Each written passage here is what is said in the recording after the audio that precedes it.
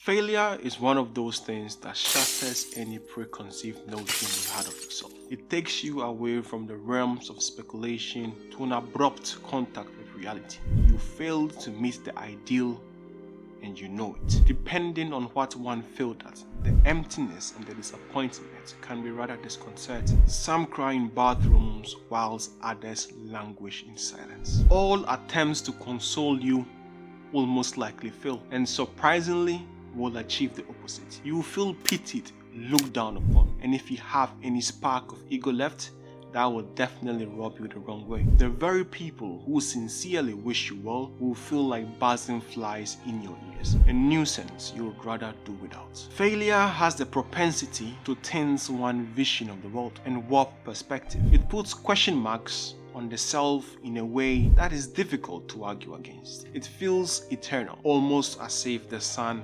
may not rise again. But one thing is for certain, the sun always rises. You certainly are not the first to have failed, and you are surely not going to be the last. As long as you are human and partake in this thing we call life, the ups and downs are just part and parcel of the journey. The measure of a man is not what happens to him, but how he deals with it. The fact that you failed today does not mean you are a failure. It only becomes so if you do not try again. I have spoken to many doctors over the years inquiring about their early days as juniors, and one theme that constantly pops up is how they were shadows of their current selves. I doubt they had any idea they would become as competent and confident as they are today. Many failed at gaining entry into medicine on their first attempt. Some even failed high-stakes exams upon which their progression depended on, leading to the questioning of their skills and competence more times than they can recount. Today, decades later, they're able to look back and tell stories and laugh at the follies of their younger selves. We can take inspiration from that. Yet, you failed an assignment, perhaps an OSCE, and you claim the world is ending. If those that sit at the summit of Olympus are ridden with scars, is it any surprising that those at the bottom of the mountain gain a couple on their way up? It is not in our best interest to eternalize momentary setbacks. It's easier said than done.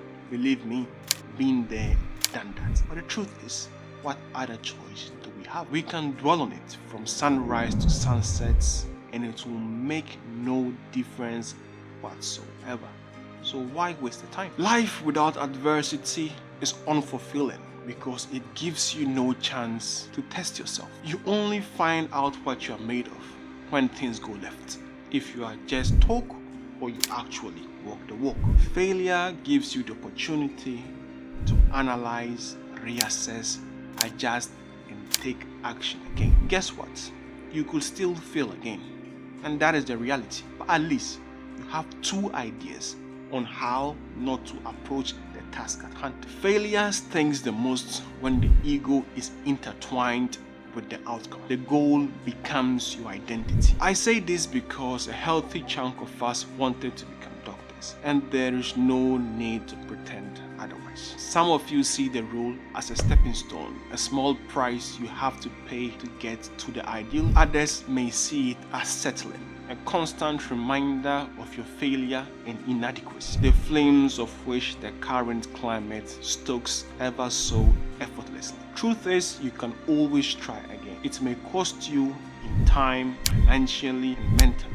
There are no free lunches. If indeed you feel becoming a doctor is what is going to make you happy, you owe it to no one to keep being a physician associate. But make sure it is what you want, not what someone else wants for you. Failure gives you the chance to assess the ideal and ask yourself, is it really worth it? If it is, definitely go for it. However, if on second thought you feel it is not, make peace with it and move on with your life. When you are laying on your deathbed, of the things you will find most important in your life, I doubt the fact that you did not pass your assignment on the first go, or that you had to redo that OSCE, or even not gaining entry into medicine will be one of them. It's your boy OT, and I'm out.